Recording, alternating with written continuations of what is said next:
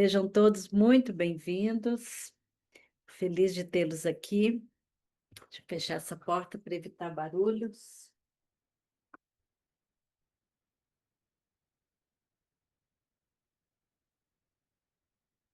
Eu não vou trazer um tema novo hoje, mas esse tema vem encapado por uma forma que eu ainda não usei. E eu quero começar com vocês hoje, né? Conversando sobre as características de altas habilidades, vendo elas sobre dois aspectos, né? Comparando com as crianças típicas e comparando elas com elas mesmas, né? Vou compartilhar meus slides. Ô, Michele, o compartilhamento não está ativado. Vamos ver se agora dá. Eu quero começar com essa pergunta, né? De quem estamos falando? Então, nós falamos tanto de altas habilidades e muitas vezes a gente está falando de coisas diferentes. Por mais que a gente fale sobre o perfil das altas habilidades, o que que a gente entende por esse fenômeno, e vocês que já estão aqui há mais tempo, né, Fernanda? A gente fica o tempo todo respondendo as mesmas perguntas, né? E parece que demora um pouquinho a gente realmente entender de quem nós estamos falando. E por isso que eu quis trazer essa diferenciação aqui hoje, tá? É olhar para o mesmo fenômeno que a gente tem olhado várias vezes, mas talvez para uma perspectiva um pouquinho diferente.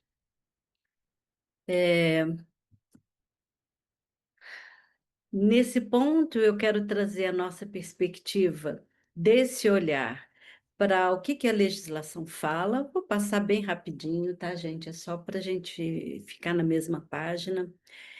A comparação das crianças superdotadas com as crianças típicas, né, na mesma idade cronológica.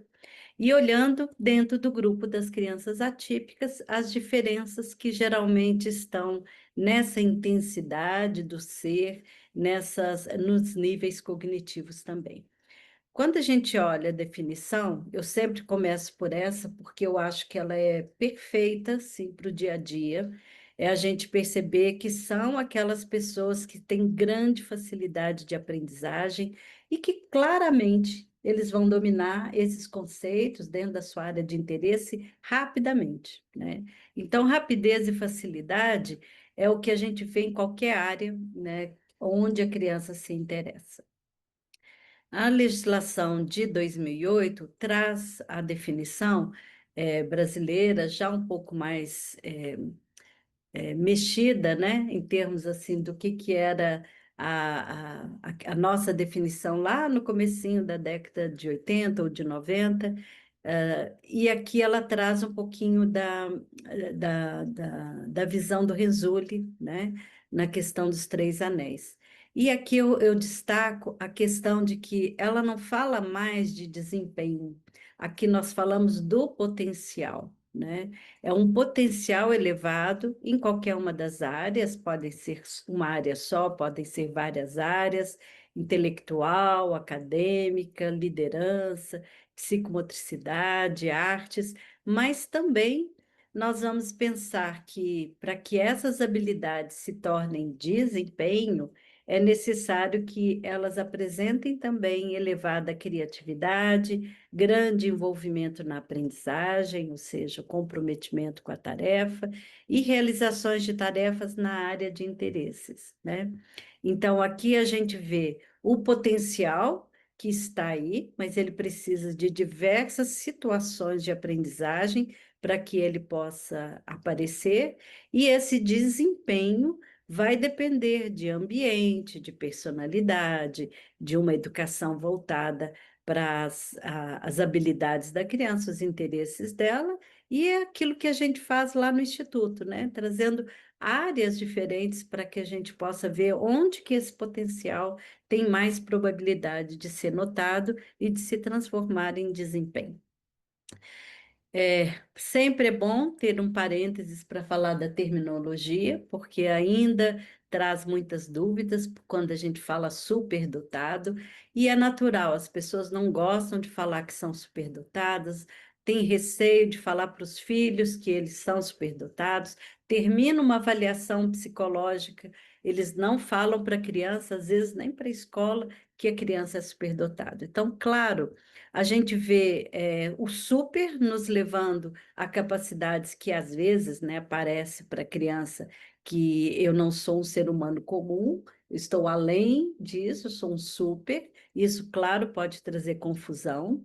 E também a parte do dotado pode sugerir que é apenas um fenômeno genético, é inato, você nasce superdotado ou não nasce superdotado, desconsiderando o aspecto do ambiente, né? E depois da década de 90, aqui no Brasil, nós adotamos os termos altas habilidades e superdotação como uma preferência internacional pelo uso desse termo, né? E aqui eu faço uma distinção, onde a gente fala altas habilidades e superdotação. Eu estou fazendo referência ao termo que o Renzulli usa, gifted and talented, que são dois aspectos do mesmíssimo fenômeno. Enquanto altas habilidades enfatiza os aspectos da nossa cultura, da família, da escola, do ambiente, o termo superdotado vai fazer referência aos aspectos inatos e genéticos da inteligência e da personalidade. E eu ainda uso e, não uso barra, não uso ou, porque, como eu estou falando aqui, são dois aspectos do mesmo fenômeno. Eu uso tanto altas habilidades quanto superdotação de forma intercambiável, porque é apenas uma forma didática de se referir a esse termo. Na verdade, a gente quer lembrar, olha, sim, tem um ambiente entrando em ação, sim, tem a parte genética entrando em ação, né? Nós sabemos que por razões genéticas e ambientais, principalmente levando em consideração a epigenética, os indivíduos vão diferir muito nos seus perfis de inteligência, que eles vão apresentar em certos momentos da sua vida. Nós temos vários potenciais, esses potenciais podem ou não ser trazidos à ação, né? A palavra inato refere-se a um padrão fixo de ações, de uma espécie que não depende da experiência, tá? Então, quando a gente fala em padrão fixo de ação, é aquilo que nasce com a criança, a gente pensa muito em relação aos animais, se ele tem um padrão fixo, significa que ele não consegue escapulir daquilo que a genética está trazendo. O que nós classificamos como influências genéticas sobre habilidades e outros traços complexos não dizem respeito a um efeito determinista de um único gene. Dizem respeito, gente, a uma tendência probabilística de muitos genes que atuam no sistema genético múltiplo. Então, quando a criança é concebida, ali já entram influências genéticas, influências ambientais, na alimentação da mãe, nos efeitos, né, múltiplos daquilo que a mãe vivencia, seus aspectos emocionais. Então, a criança já vem modificada ali, ainda na gravidez da mamãe, né? E quando essa criança nasce, ela vai ter uma série de probabilidades daqueles genes serem colocados em ação, que podem, então, depender ou não de alguns fatores para eles se concretizarem. Por isso que entra a importância da estimulação, porque uma vez que você tenha essa potencialidade, então eu preciso, novamente dizendo, né, do ambiente, da estimulação, das oportunidades para que essa genética entre em ação. Então, aqui vamos fazer uma diferença com relação ao referencial cronológico e o referencial mental. Então, desse lado aqui, eu estou querendo falar, né, que as crianças, quando comparadas na mesma idade cronológica, vão ter desempenho, habilidades ou níveis de desenvolvimento significativamente superiores quando comparamos com as crianças da idade cronológica, né? Nas crianças na mesma sala de aula, por exemplo. mostrando-se atípicos na sua faixa etária. Então, essa atipicidade vem porque eles vão se diferenciar das crianças típicas, né? Das crianças da mesma idade cronológica. Quando comparados aos grupos, né, de pares de idade mental, nós vamos ver que alguns ainda vão se destacar mais do que os outros. Só quando você compara esse grupinho entre eles mesmos, a gente vai ver pensamento é mais complexo, né? E vai diferenciar essa complexidade entre um e outro. O nível de criatividade vai ser diferente, o nível de QI pode ser diferente, então vai ter diferenciação dentro desse próprio grupo. É isso que a gente chama o tempo todo, né, de heterogeneidade. Então, quando eu falo das altas habilidades, eu não posso trazer uma listinha de tem, não tem, e isso servir como uma aceitação de ser ou não ser superdotado. Não preciso preencher essa lista. Eu preciso estar dentro, né? Várias das características que a gente fala vai aparecer, mas eles não servem como critérios diagnósticos, como a gente faria, por exemplo, quando estamos falando de uma criança TEA, quando estamos falando de uma criança TOD, de uma criança TDAH, que aí eu vou no DSM-5 e vou ver se ela preenche aqueles critérios. Isso não tem nas altas habilidades. Então, aqui a gente está falando em níveis diferentes entre elas. Então, diferenças do grupo típico, que é em relação aos pares da idade cronológica. O que que a gente mais vê? Dentro de uma sala de aula, por exemplo, onde a gente vê crianças típicas e não típicas, você vai ver que as crianças superdotadas, em geral, têm mais facilidade na aprendizagem, maior rapidez na realização dessas atividades, em geral, têm melhores notas escolares. Claro que entram em ações outros fatores que até considerei em outra live que eu falei sobre o subrendimento da pessoa com altas habilidades, mas, né, se não tiver nada atrapalhando, realmente eles vão ter as melhores notas. Maior profundidade das perguntas e também maior sagacidade nas respostas. A gente vê uma precocidade no uso do humor, das metáforas, da ironia, o pensamento divergente chega muito mais cedo para nossas crianças com altas habilidades. Assumem papéis de liderança com facilidade, mostram maturidade no entendimento das relações, fazem aquilo que precisa ser feito na sala de aula, entende muitas vezes o que, que o professor está solicitando delas. Tem um altruísmo e senso de justiça muito mais exagerados, muito mais presentes do que as crianças típicas, são perfeccionistas, têm mais medo de errar, são mais críticos e são críticos deles mesmos e são críticos dos outros, das situações, porque eles percebem mais detalhes, tanto pela via visual quanto auditiva, são mais antenados, eu chamo essas crianças de anteninhas parabólicas, né? E são mais sensíveis e têm reações mais desproporcionais, que é próprio também desse cérebro diferenciado que a gente vai falar aqui. E com relação ao próprio grupo, né, dentro do grupo de comparação com outras crianças com altas habilidades, a gente vê essas diferenças, né, nessa heterogeneidade. Vão se diferir quantas características cognitivas, quantas características afetivas, quanto aos interesses, aos estilos de aprendizagem, aos níveis de motivação e de autoconceito, as características de personalidade e, por isso, vão diferir nas suas necessidades educacionais específicas.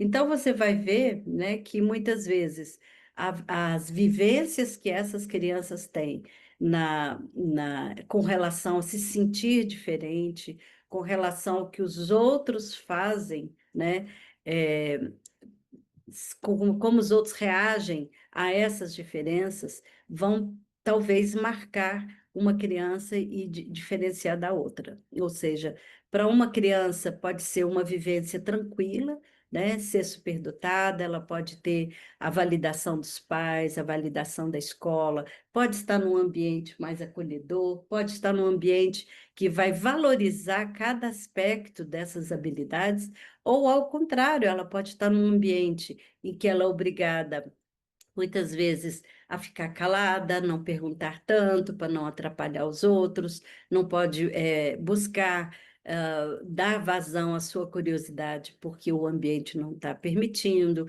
talvez por muita necessidade de ordem, de disciplina e que às vezes os professores acabam, né, e eu falo isso de forma geral, né, sem querer ah, falar mal dos professores, mas em alguns ambientes onde esse professor tem que lidar muito com um currículo mais engessado ou com necessidades que vão além do que ele dá conta, né, na própria sala de aula, ele pode, e às vezes até por desconhecimento de como lidar com essa criança superdotada, ele pode trazer dificuldades para a expressão desse potencial.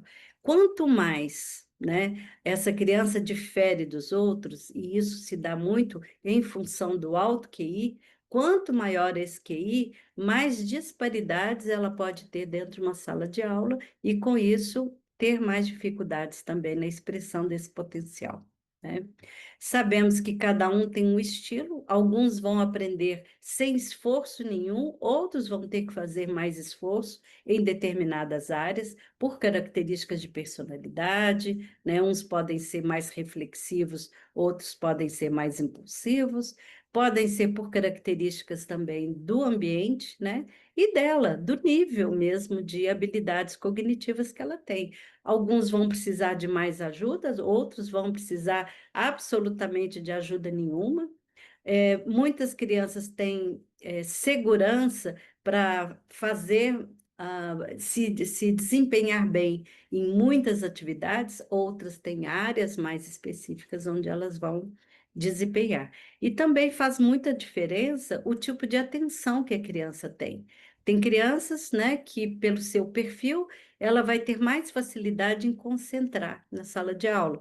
Outras vão ter um tipo de atenção seletiva. Para algumas coisas eu presto atenção, para outras não. Outros vão ter atenção dividida. Eu dou conta de fazer muitas coisas ao mesmo tempo. E às vezes isso causa um probleminha em sala de aula, porque o professor quer que a criança olhe para ele, que preste atenção, né, que tenha um movimento corporal que está prestando atenção.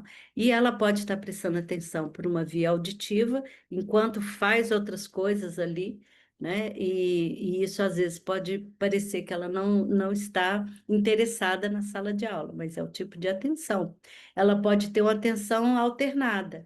Eu tenho atenção por pequenos minutos, vou ali, faço alguma coisa, depois eu volto para continuar o que eu estava fazendo, mas eu preciso de uma interrupção ali na atividade. É muito comum isso nas crianças TDAH, né? Que vão precisar de mais tempo, talvez, para executar uma atividade, porque ela tem essa diferença de níveis de atenção, tá? As crianças também diferem com relação às suas preferências de aprendizagem, aos tipos de inteligência onde ela apresenta maior facilidade, né? Então, você tem criança que gosta mais de aprender usando imagens e a compreensão espacial, outras vão gostar mais de aprender usando a sua via auditiva, tem mais facilidade para isso, vão gostar da aprendizagem quando ela está mais ligada ao som e à música. Outras vão gostar mais de se expressar pela linguagem oral ou escrita, outras vão precisar mais de usar o corpo todo, são crianças que têm muita necessidade de usar o físico, né? Tem crianças que preferem aprender usando mais a lógica e o raciocínio, e tem aquelas que gostam de aprender em grupo e aquelas que gostam de aprender de forma autodidata e sozinho. Então, isso são formas, né? São preferências que vão mostrando que eu tenho mais facilidade quando uma dessas áreas são apresentadas para mim, ou quando eu posso utilizar diretamente uma das minhas múltiplas inteligências, né? Quando o ensino propicia que a criança possa utilizar várias formas, né, combinadas ou sozinhas, mas que possa buscar uma preferência. E tem também as preferências pelo tipo de metodologia usada em sala de aula. Tem crianças que vai adorar uma escola que é mais voltada para projetos, outras detestam projetos. Algumas gostam de palestras, de ouvir o que o professor está falando, outras não, eu prefiro, né, é uma coisa mais teatral, de dramatização. Umas vão fazer o estudo individual, outras querem o trabalho em grupo, outras gostam da resolução criativa de problemas, outras gostam de ir para o campo e fazer o trabalho mais prático. Então, essas diferenças vão ocorrer dentro do grupo de altas habilidades também. Então, a gente tem que ver qual é a preferência da criança, qual é a preferência que o professor também tem numa sala de aula. Então, para que ele tenha uma acessibilidade maior de todo mundo, que ele possa incluir mais outras crianças, é bom que ele passe por vários tipos de metodologias, né? Propiciando ali durante um ano escolar que a gente possa ter outras formas de chamar a atenção da criança. E a gente ainda tem dentro do grupo a divisão que o Renzulli faz, né? Que é o superdotado do tipo acadêmico ou do tipo escolar e o superdotado criativo produtivo. Então, nesse estilo, né, o que o Renzulli fala é que as crianças têm atitudes diferentes frente à vida, frente ao conhecimento, frente às necessidades escolares. Então, você vai ter aquele tipo que gosta mais de estar na escola, da própria situação de aprendizagem, é o que vai fazer mais perguntas, é aquele que tem uma grande memória, um grande vocabulário, precisa de pouca repetição do conteúdo escolar, que tem um raciocínio muito fácil na área verbal ou na área numérica e que gosta de aprofundar nas suas áreas de interesse. Então, aquele que, quando tem alguma coisa para fazer, ele vai atrás da parte técnica, vai ler o manual, vai querer saber como é que faz alguma coisa lendo, né, sobre aquilo. Então, de uma forma geral, ele gosta do ambiente escolar e agrada os professores dentro desse esquema mais tradicional.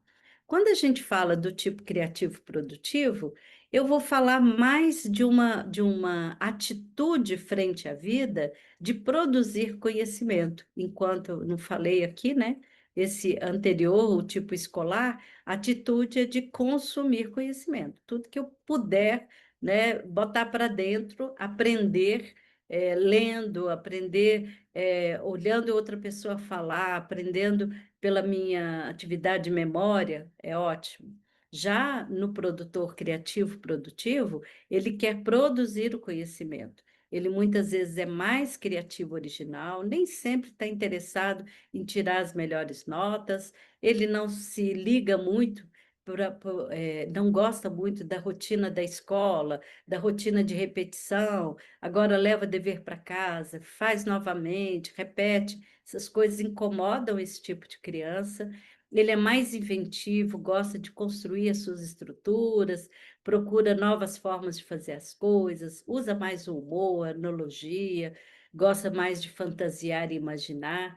E é essa criança que muitas vezes também não liga para as convenções, para regras impostas. Ela quer descobrir por que que essa regra é feita dessa forma, para ela ver se ela aceita ou não estar dentro dessa regra. Então, esse tipo de criança está produzindo conhecimento. Claro que ambos são importantes dentro do ambiente escolar. Claro que o que nós precisamos fazer é estimular os dois tipos de aprendizagem. A criança que tem essa atitude de consumir conhecimento, ela pode vir num ambiente mais facilitador, aprender também a produzir o seu conhecimento. Então, é mais do que benéfico juntar esses dois tipos de pensamentos. E nós vamos ter também, dentro do grupo de altas habilidades, áreas em que vai ser mais vulneráveis ou menos vulneráveis, né? A gente fala das altas habilidades como uma vulnerabilidade quando, principalmente, o grupo onde essa criança vive, seja o familiar, seja o escolar, nem sempre estão entendendo, validando e dando oportunidades para esse potencial desenvolver. A gente sabe que tem áreas de assincronia, onde algumas áreas eu vou muito rápido, em outras áreas eu estou mais de acordo com a idade cronológica. A gente vê isso até nas testagens, como em algumas atividades dos testes, a criança vai rapidamente, atinge o potencial mais alto, em outras áreas mais baixo. E assim também é o nosso desenvolvimento cognitivo, né? Existe supersensibilidade e intensidade emocional, que se diferencia dentro do grupo também. Nós vamos ter crianças que vão ter mais facilidade de lidar com o seu aspecto emocional, outras menos. Algumas também mais facilidade de lidar com o perfeccionismo. Para algumas crianças de altas habilidades, ela vai ter um perfeccionismo funcional, outras pode ter um perfeccionismo disfuncional, onde você gasta muita energia, né, e acaba procrastinando. Estresse, dificuldade de se relacionar com irmãos e com colegas, vem diretamente ligado a esse entendimento desse perfil diferenciado e esse ambiente que tem que ser preparado para uma criança que é mais vulnerável. As expectativas do adulto, os conflitos de identidade, o isolamento social, também isso faz bastante diferença. Motivação, o locus de controle interno, quando a criança sente que ela ganha, as coisas acontecem na vida dela pelo esforço dela, versus aquela que tem um locus de controle externo, onde acha que as coisas acontecem à revelia dela, né? Não é porque ela é de uma certa forma, mas porque o ambiente, o professor, as notas, a forma que a vida acontece, nem sempre produz o melhor resultado para ele, né? Uma questão de entender se ele tem ou não tem controle do mundo à sua volta.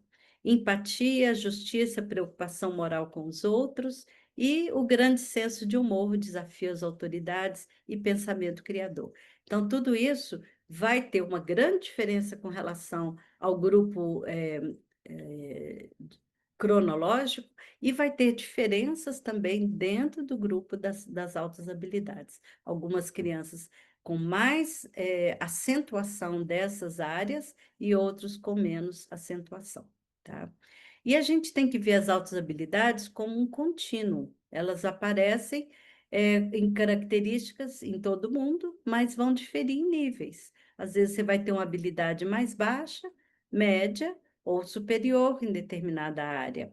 Podem ser comportamentos que estão latentes ainda, ou aqueles que já estão emergindo, ou plenamente manifestos na criança.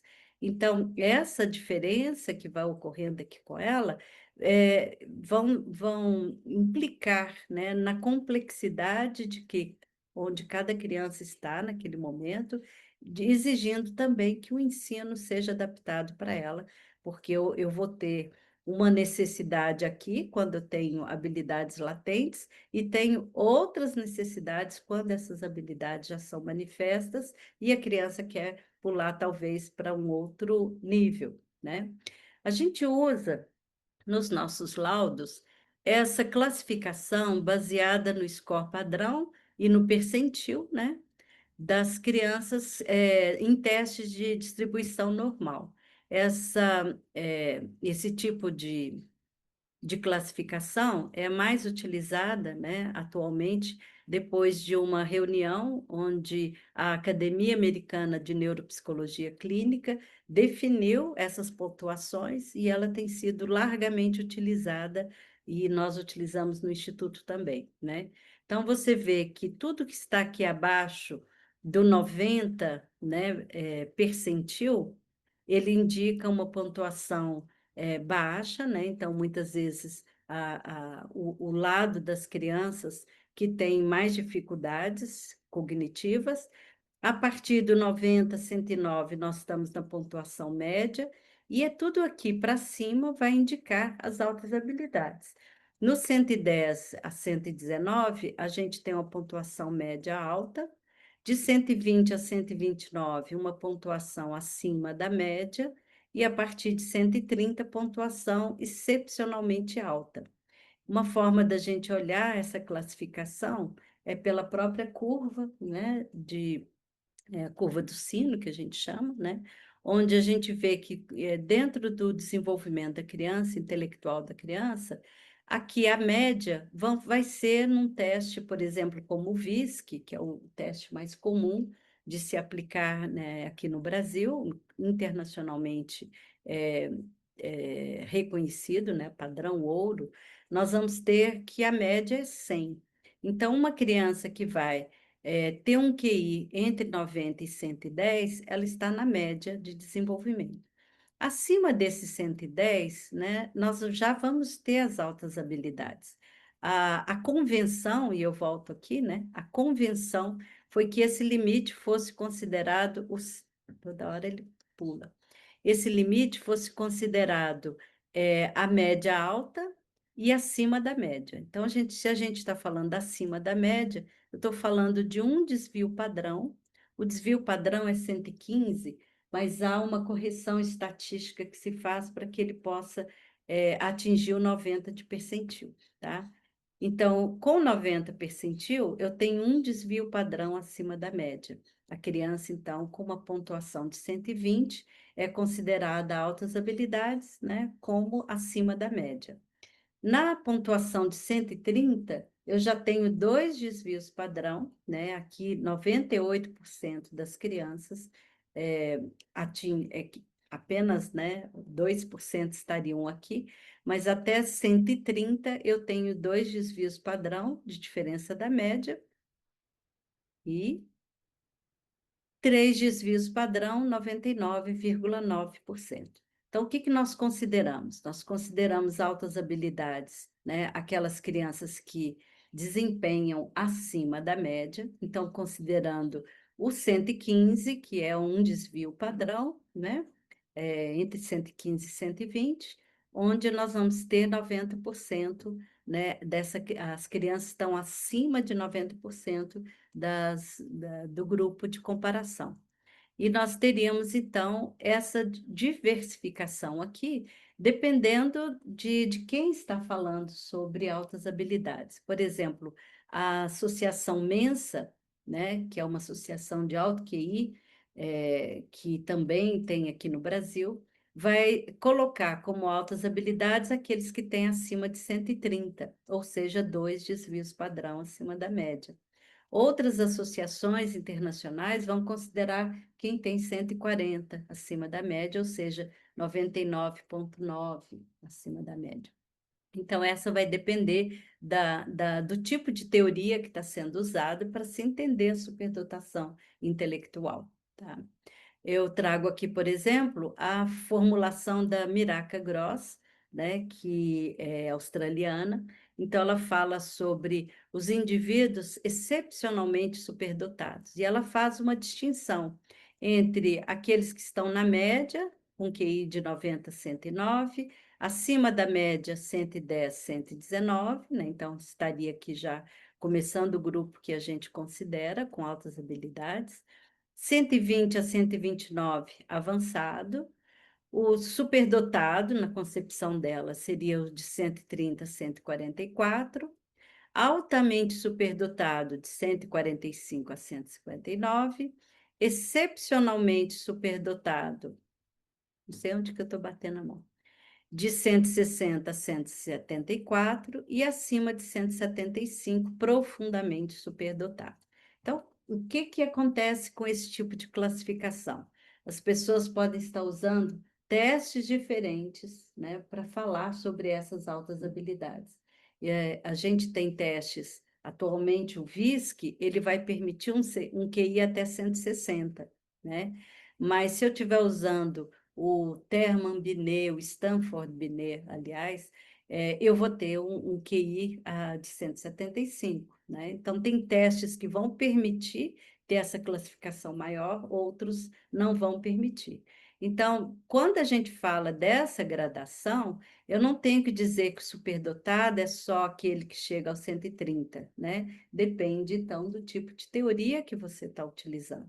Nós, aqui no Brasil, utilizamos, né, na concepção do Renzulli, esse que é acima da média. Então, que vai ter um QI entre 115, 119, 120, né, acima. Ou seja, talvez seja melhor falar em termos de percentil, que nós temos o percentil 90 para cima, como sendo altas habilidades. Uma grande diferença que faz, né, a gente olhar para as pessoas com altas habilidades são as diferenças do funcionamento cerebral. E aqui as pesquisas em neurociência educacional e psicologia cognitiva têm analisado esses cérebros superdotados, principalmente com os testes de imagens, né, que mostram como essa conectividade neural, a eficiência cerebral e a maturação cortical são diferentes nesses indivíduos. Eu vou falar um pouquinho desses três conceitos aqui, trazer também uma relação de como a gente pode ver isso na sala de aula, tá? Então, primeiro vou falar de uma parte um pouco mais neurológica aqui, para a gente entender o que eu estou vendo na criança quando ela está em atuação na sala de aula. Primeiro, a gente sabe que a inteligência está fortemente relacionada a uma rede que conecta as áreas parietais, que são ligadas às áreas sensoriais e associativas, as do lobo frontal, que está mais atrelada ao planejamento e tomada de decisões, né?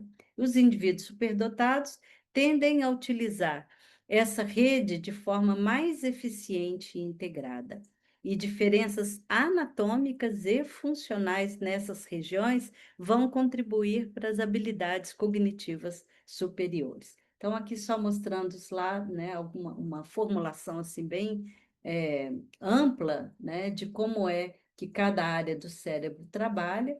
Então, a gente tem o lobo frontal, né, que trabalha mais movimento, pensamento, planejamento, raciocínio, comportamento, memória e linguagem. Então, ele está mais voltada a essas funções executivas, né, que a gente procura trabalhar nessas crianças.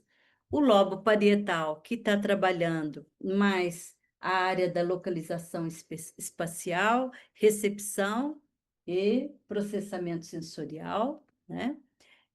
A leitura, compreender e as relações espaciais também estão aqui, né? E são essas duas áreas que eu quero focalizar aqui hoje. Então, nós sabemos que por essas pesquisas, e eu trago sempre aqui alguns artigos para vocês, tá? Que depois a gente pode até aprofundar. Eles trazem primeiro, né, que eles têm um maior volume do córtex em determinadas regiões, principalmente essas frontais e parietais, né? A distribuição dessas regiões pode variar entre os indivíduos, mas há um padrão consistente de áreas cerebrais associadas à inteligência geral. Então, a variabilidade da estrutura cerebral vai nos ajudar a entender essas diferenças de desempenho intelectual. O desempenho, então, o desenvolvimento cortical é diferente. Então, especialmente o pré-frontal, que vai crescer mais lentamente e atingir um pico de espessura mais tarde em comparação a crianças típicas. Então, é um padrão que sugere que a plasticidade neuronal, né, é mais prolongada, e isso pode facilitar a aquisição de habilidades cognitivas complexas. Então, quando a gente fala de plasticidade cerebral, nós estamos falando dessa capacidade do cérebro de modificar, inclusive, a sua estrutura, né? E o seu funcionamento, e isso vai permitir alterações estruturais em resposta à experiência e adaptação a condições mutantes e a estímulos repetidos. Ou seja, quando a gente tem um cérebro, por alguma razão, sofre algumas dificuldades, vamos supor que seja uma lesão, né, cerebral, é essa plasticidade que ajuda o indivíduo a funcionar melhor, passando talvez a modificar a sua organização em função dos estímulos que ela vai receber. E se sabe que adolescentes com alto QI apresentam maior variação e sofisticação no desenvolvimento cerebral do que os seus pares, né? E tem também um maior controle executivo, e aqui a gente sabe que a inteligência fluida, que é a capacidade de resolver problemas novos, essa habilidade que já vem, né, no nascimento da criança, está relacionada à ativação coordenada entre o córtex pré-frontal e essas regiões parietais. E os superdotados mostram maior controle executivo e capacidade de manipular informações na memória de trabalho que vai estar ligada a essa região. E a comunicação mais eficiente entre essas áreas, né, tanto o córtex pré-frontal e o parietal, fazem com que haja maior flexibilidade e faça uma maior diferença na criatividade e no raciocínio abstrato dessas crianças. Então, um conceito que nos ajuda a pensar nisso é a eficiência neural, né? Como esses cérebros funcionam de uma forma mais econômica, ou seja, ele vai processar informações complexas usando menos recursos mentais. Então, ele vai precisar de menos glicose, ele vai usar menos energia e menos ativação cerebral do que as pessoas que são de inteligência típica. E por isso eles vão conseguir resolver tarefas de uma forma mais rápida, mais precisa, mais econômico. E a gente vê que é esse o cérebro das pessoas com altas habilidades. Ele é mais rápido, ele é mais preciso, ele faz essas conexões de uma forma mais econômica, né? E o conceito, né, vai sugerir que eles gastam menos energia, que pode ser medida pelo consumo de glicose e pelo fluxo sanguíneo cerebral, para resolver tarefas complexas. Enquanto a criança típica vai gastar mais energia, ele vai economizar, né? Então, por isso, as respostas são mais rápidas e eficientes durante os desafios cognitivos. Nós vamos ver como é importante entender essa eficiência neural exatamente para trazer os desafios que eles necessitam.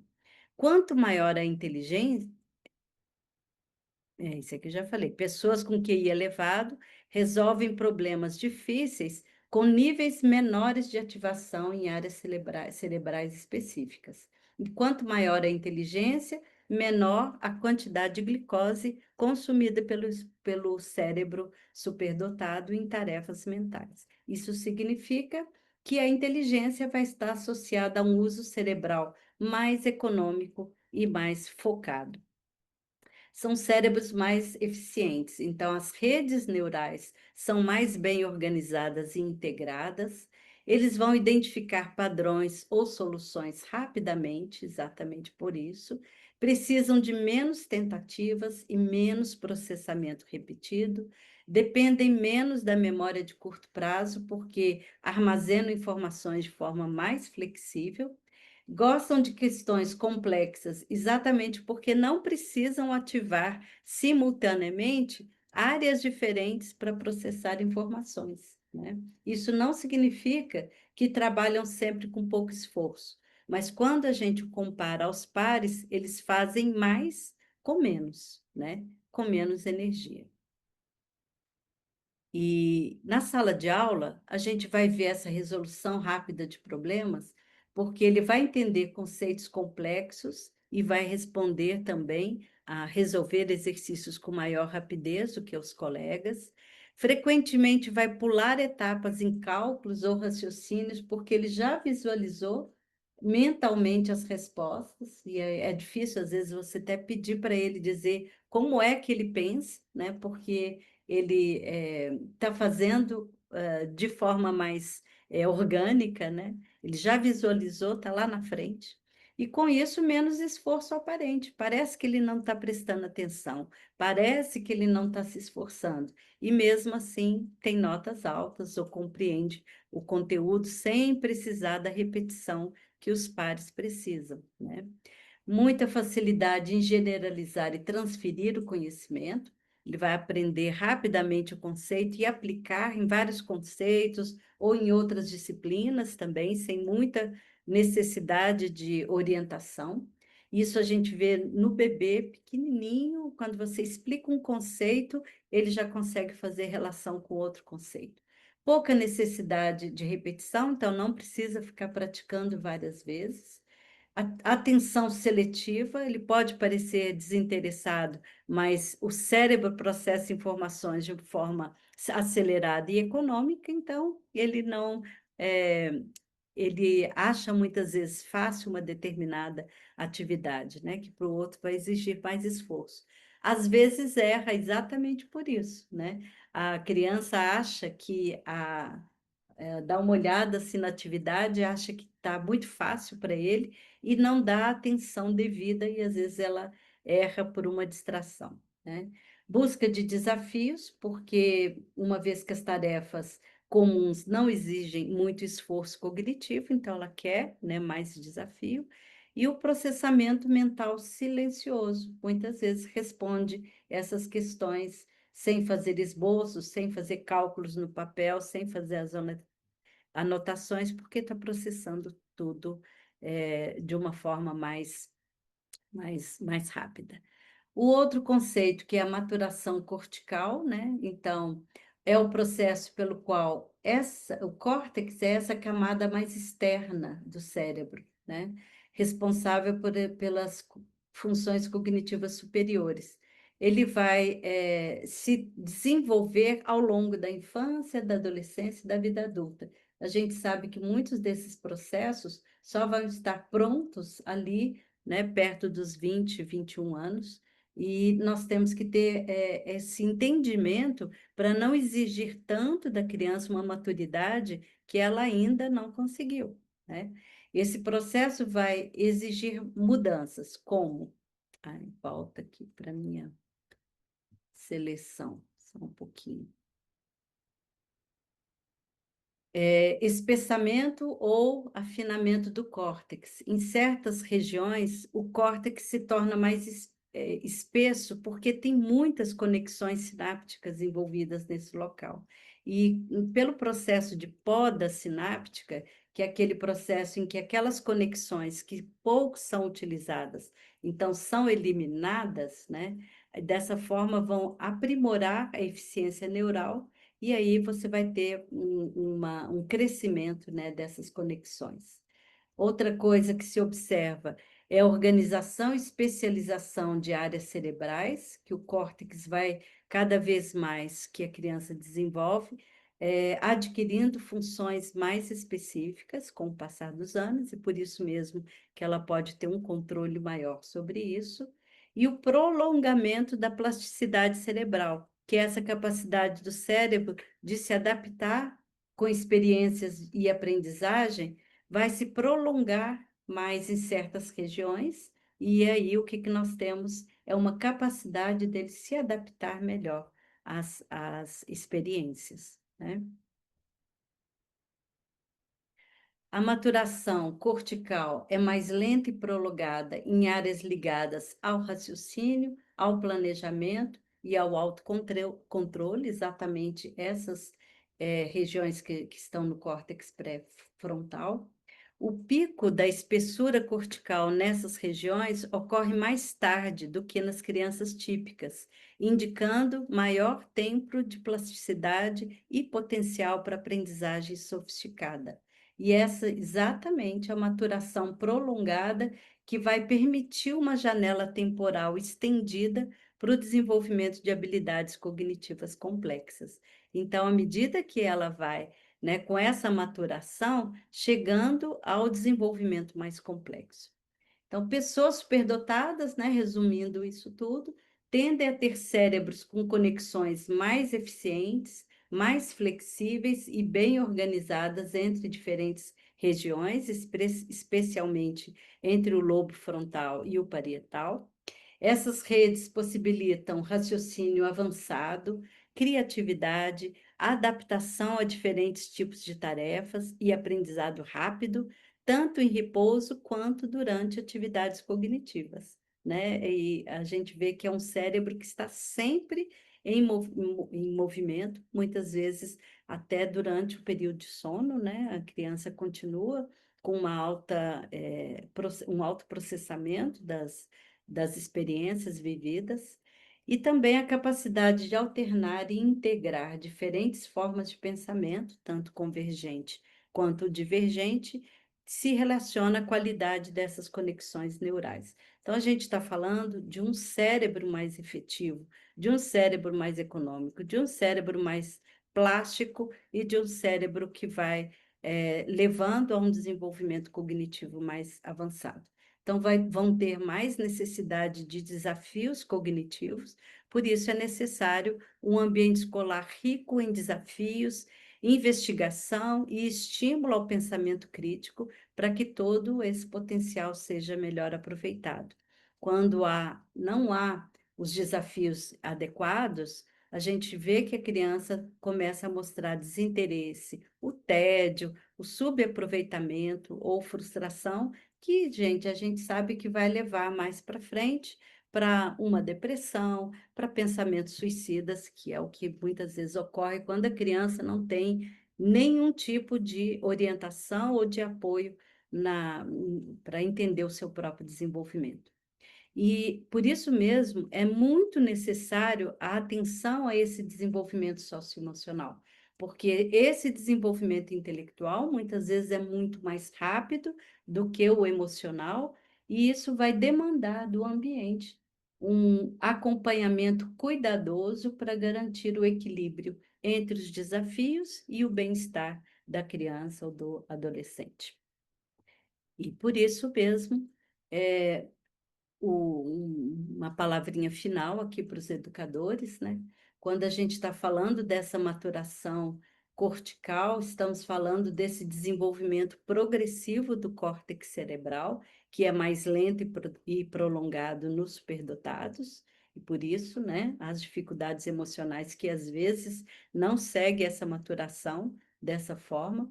E no setting educacional, isso exige flexibilidade, personalização do ensino, de um ambiente estimulante e desafiador, para favorecer o desenvolvimento pleno dessas potencialidades. Precisamos valorizar essa longa janela de aprendizagem e plasticidade cerebral dos superdotados, adaptar o ensino ao ritmo, ao interesse e ao potencial de cada indivíduo, e manter o aluno estimulado e desafiado durante mais tempo, aproveitando esse processo de maturação cortical prolongada. Então, a gente está vendo o quanto as nossas crianças precisam ser entendidas, não é só apenas uma diferença entre formas de agir ou comportamentos, mas esses comportamentos são a expressão, né, dessa diferenciação cerebral. Então, todos esses fatores que eu trouxe aqui, né, que vai mostrando como é diferente essa criança dentro do seu. Deixa eu fechar aqui enquanto a gente fala. Dentro da sua aprendizagem, dentro daquilo que a família traz para ela, daquilo que a escola traz para ela, como é importante a gente conhecer essas diferenças, como é importante a gente conseguir dar para elas aquilo que elas necessitam, principalmente por meio de um ambiente afetuoso, de um ambiente que ofereça oportunidades e que ofereça meios para a criança se envolver, né, no ensino de forma gostosa, se envolver com tranquilidade, né, buscar o engajamento, buscar o entusiasmo na aprendizagem e a alegria verdadeira que uma boa aprendizagem pode fornecer a elas. É isso, gente, que eu queria trazer, né? Talvez tenha tempo para algumas perguntinhas. Michele quiser me ajudar. Teve uma pergunta feita lá no meio da palestra, né? É, sobre os superdotados, então.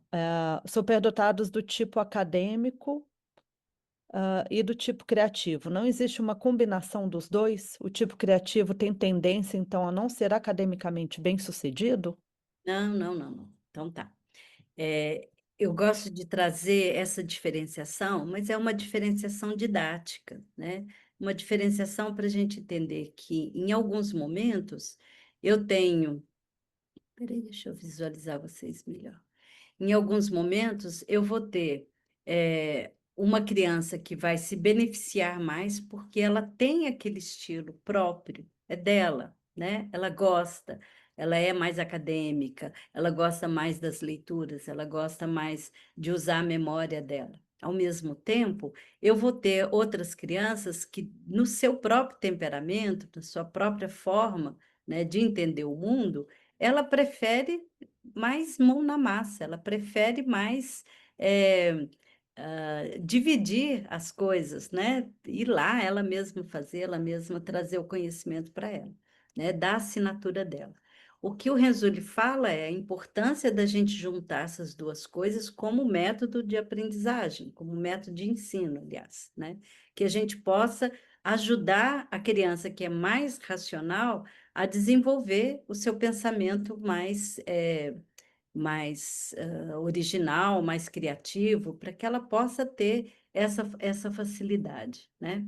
Ao mesmo tempo, eu vou desenvolver uma habilidade naquela criança que não tem a facilidade para pensar criativamente, eu vou trazer mais flexibilidade, eu vou trazer exercícios de criatividade, eu vou trabalhar os aspectos de fluência, flexibilidade, originalidade, elaboração, para que ela possa desenvolver mais isso, né? Então, o que que a gente está falando são formas de ser, formas que a criança prefere, né? Eu sou uma pessoa, por exemplo, eu sou bastante acadêmica.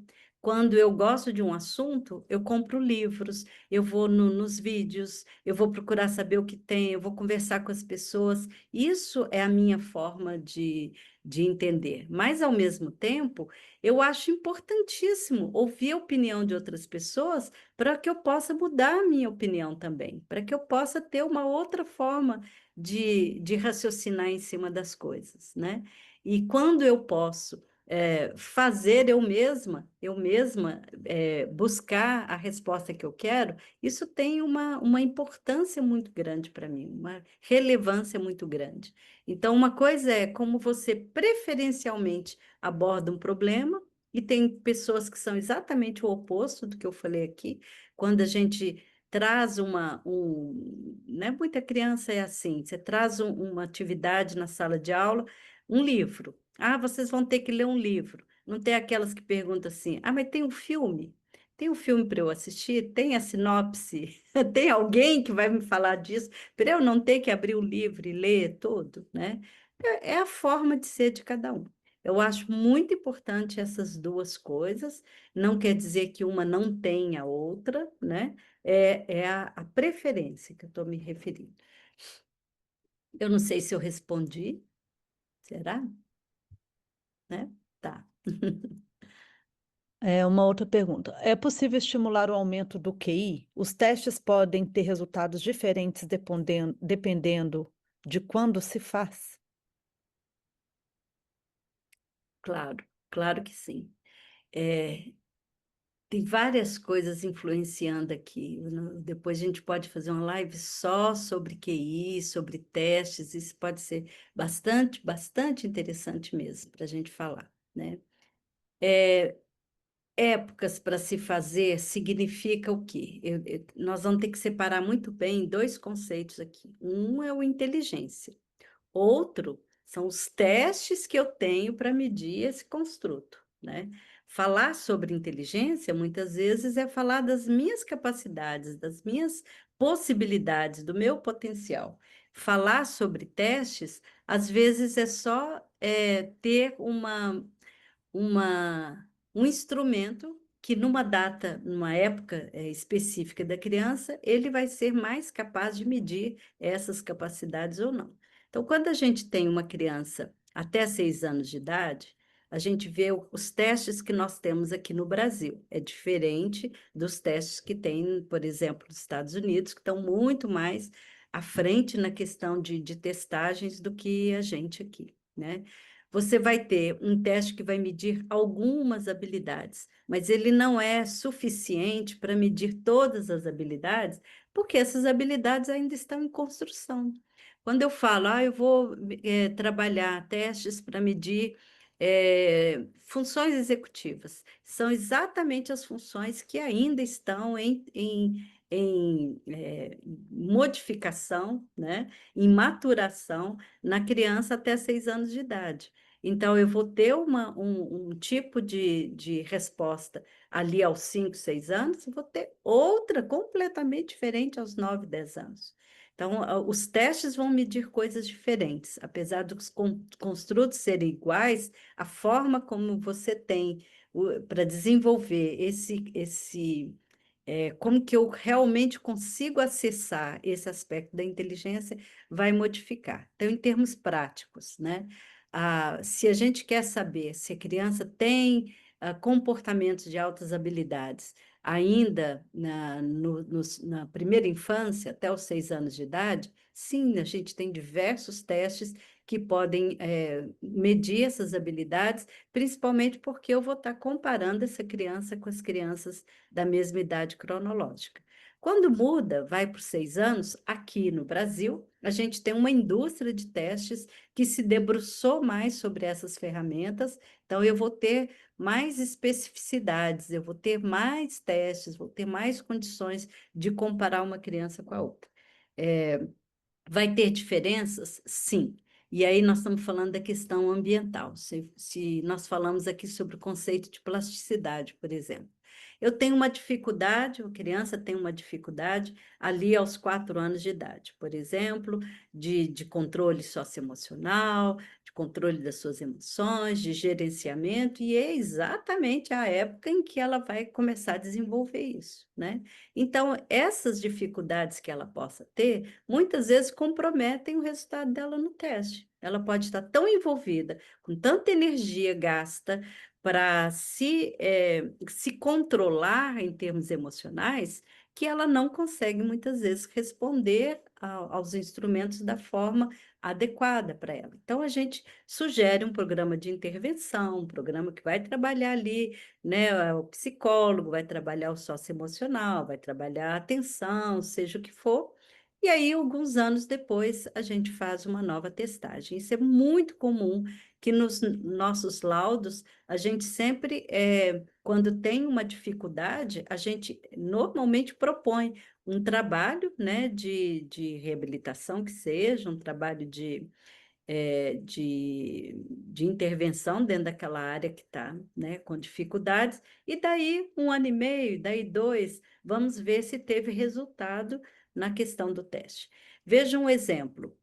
Uma criança que tem muito medo de errar, perfeccionista, né? A gente sabe o quanto esses traços vão influenciar ali em alguns índices ali do instrumento que está medindo essa habilidade.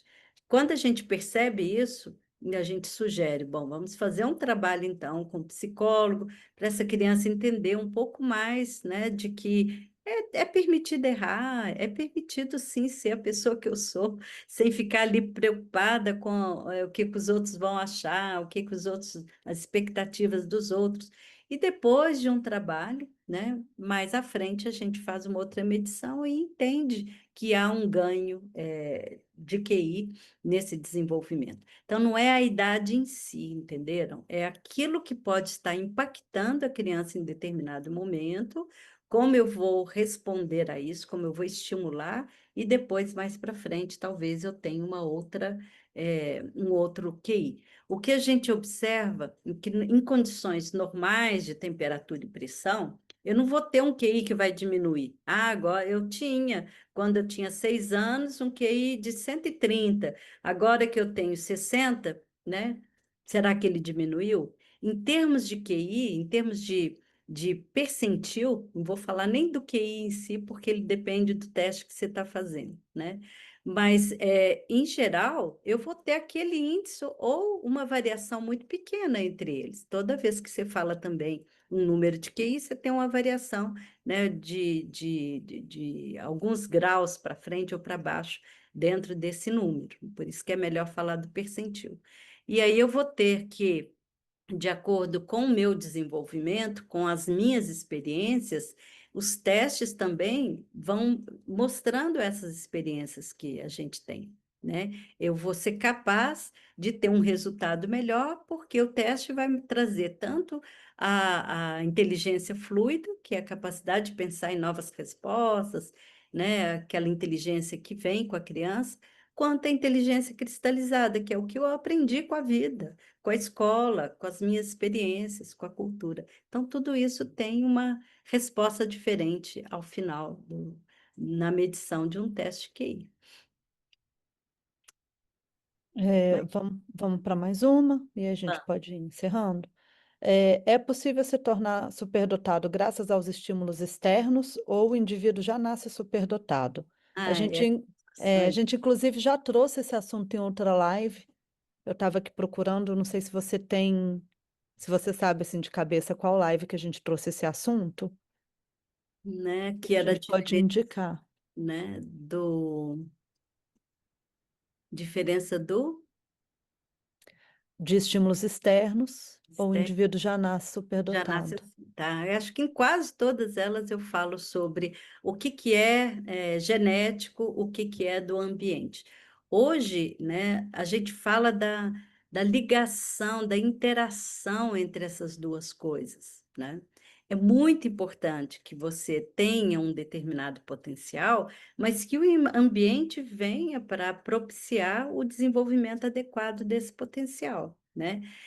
Hoje em dia não tem como você separar as duas coisas. Não tem como você falar que aquele potencial da criança é só genético, não tem nada do ambiente. A gente vive no mundo, né? Então, óbvio que as experiências de estimulação, experiências positivas, vão fazer uma modificação importante nessa inteligência. Essa pessoa vai tendo uma capacidade maior de fazer conexões entre áreas diferentes, isso aumenta o QI, tá?